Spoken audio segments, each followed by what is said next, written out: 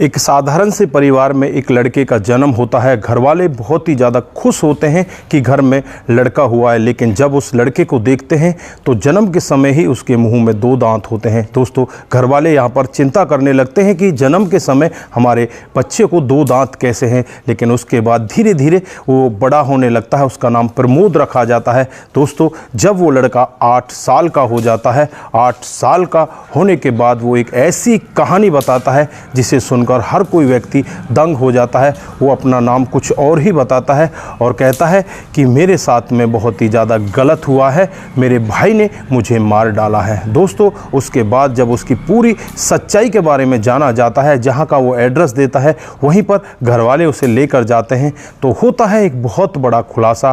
दोस्तों, अगर आप भी पूरी कहानी के बारे में जानना चाहते हैं तो वीडियो को ज़रा सा भी स्किप ना करें, लास्ट तक वीडियो को ज़रूर देखें। दोस्तों, आगे बढ़ने से पहले हमारी वही रिक्वेस्ट कि जो हमारे चैनल के साथ नए हैं कृपया करके चैनल को फॉलो कर लीजिए, बेल आइकन को ज़रूर प्रेस करिए। नमस्कार, जय हिंद। आप देख रहे हैं APH न्यूज़ राहुल रावत के साथ। तो दोस्तों, आज की जो हकीकत की घटना आपको बताने जा रहा हूँ, ये हकीकत की घटना महाराष्ट्र के नासिक की है। यहाँ पर एक लड़के का जन्म होता है, एक साधारण सा परिवार होता है, बड़ी ही खुशियाँ उस घर में मनाई जाती हैं, लेकिन जब उस बच्चे के मुँह को खोल कर देखा जाता है तो उसमें 2 दांत होते हैं। घरवाले यहाँ पर घबराने लगते हैं कि ये कैसे हुआ, लेकिन यहाँ पर पंडित जी उनको समझाते हैं कि कोई बात नहीं, ये तो कई बार ऐसे बच्चे हो जाया करते हैं। दोस्तों, उसके बाद में उसका नामकरण किया जाता है, उसका नाम प्रमोद रखा जाता है। जन्म से ही वो लड़का बड़ा विचित्र होता है। कई बार वो बार बार रात को रोने लगता, रोते हुए कई बार डर भी जाया करता, कई बार वो चारपाई से नीचे भी गिर जाया करता।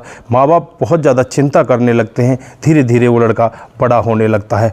दोस्तों, एक दिन का वाक़या होता है, रात को वो सो रहा होता है, तभी वो कहता है कि मुझे छोड़ दो, मुझे मत मारो, मुझे छोड़ दो, मुझे मत मारो।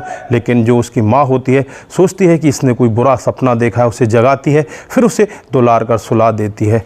दोस्तों, इसी तरह से धीरे धीरे उसका समय बीतने लगता है। लगभग वो 8 साल का हो जाता है, स्कूल जाने लगता है। लेकिन जब वो स्कूल जाता तो आधे से ज़्यादा समय वो पास में ही एक शिव का मंदिर होता है, वहाँ पर चला जाया करता। वहाँ पर पुजारी के पास बैठा करता, पुजारी को अपनी जो उसकी पिछले जन्म में बीती होती है उसके बारे में बताया करता। पुजारी भी उस पर हंस लिया करता। वो यही कहता कि मुझे कोई शक्ति है जो यहाँ पर खींच कर लाती है, लेकिन पुजारी भी यही कहता है कि तू बस बच्चा है, प्रसाद ले, अपने घर को चला जा।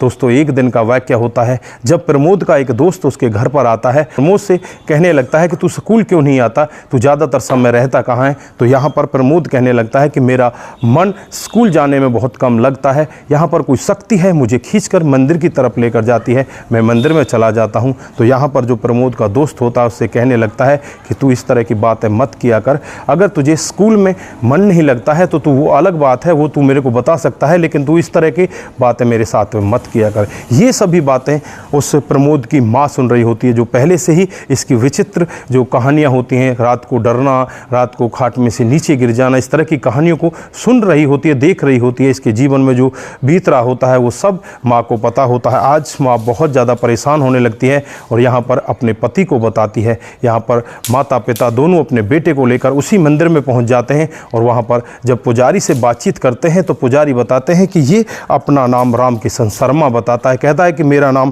प्रमोद नहीं है, मेरा नाम रामकिशन शर्मा है और मैं बिहार के शाहजहाँपुर का रहने वाला हूँ। दोस्तों, जब घरवाले इस तरह का वाक़या सुनते हैं तो घरवाले भी एक बार के लिए टूटने लगते हैं कि यार ये बच्चा हमारा कह क्या रहा है। यहाँ पर जो पुजारी होते हैं वो कहते हैं कि ऐसा हो सकता है, कई बार पुनर्जन्म की याद रह जाती है। फिर ये नज़दीकी डॉक्टर के पास जाते हैं। डॉक्टर इस बच्चे के पूरे चेकअप करते हैं। पूरे चेकअप करने के बाद यहाँ पर इस नतीजे पर निकलते हैं कि इसको कोई भी बीमारी नहीं है। इसका जो पिछले जन्म की याददाश्त है वही इसको बार बार सता रही है, इसको पिछले जन्म की अपनी बातों की याद है। दोस्तों, घरवाले भी उससे पूछते हैं कि बेटा तू पिछले जन्म में कौन था, क्या नाम था तेरा। तो वो बताता है कि मेरा नाम रामकिशन शर्मा और मेरी शादी भी हो चुकी थी, लेकिन मेरे छोटे भाई ने मुझे मार दिया था। दोस्तों, इस तरह का वाक़या जब ये सुनते हैं तो ये तुरंत ही फिर बिहार के शाहजहाँपुर में पहुँच जाते हैं, इसके परिवार के पास पहुँच जाते हैं। वहाँ जाकर ये खुद अपनी माँ को पहचान लेता है, अपने घर को बताता है। और जब इसकी कहानी डिटेल से पूछी जाती है कि तेरे साथ में हुआ क्या था, तुझे किस तरह से मार दिया गया था, तो पता चलता है कि सन 1986 में यहाँ पर रामकिशन की मौत हो चुकी थी। दोस्तों, अब यहाँ पर जो घर वाले होते हैं उनको भी विश्वास होने लगता है कि वाकई में ही इसे पुराने जन्म की याद है, ये पहले जन्म में रामकिशन ही था। ये अपनी डिटेल बताता है कि जब ये 24 साल का होता है तो इसकी शादी हो जाती है। जो इसकी पत्नी होती है बहुत ही ज़्यादा सुंदर होती है, पत्नी का नाम रुक्मणी होता है और पत्नी के साथ ये बड़े अच्छे से रहने लगता है। लेकिन इसका जो छोटा भाई होता है उसकी नज़र इसकी पत्नी पर पड़ जाती है। वो चाहता है कि इसकी पत्नी उसकी पत्नी बन जाए। इसलिए एक दिन का वाक़या होता है, जब रामकिशन अपने घर में सो रहा होता है तो छोटा भाई आता है और तकिए से इसके मुंह को दबाने लगता है। बार बार ये यहाँ पर यही कहता है कि मुझे माफ़ कर दे भाई, मुझे तू क्यों मारना चाहता है। लेकिन यहाँ पर छोटा भाई इसकी सुनता नहीं।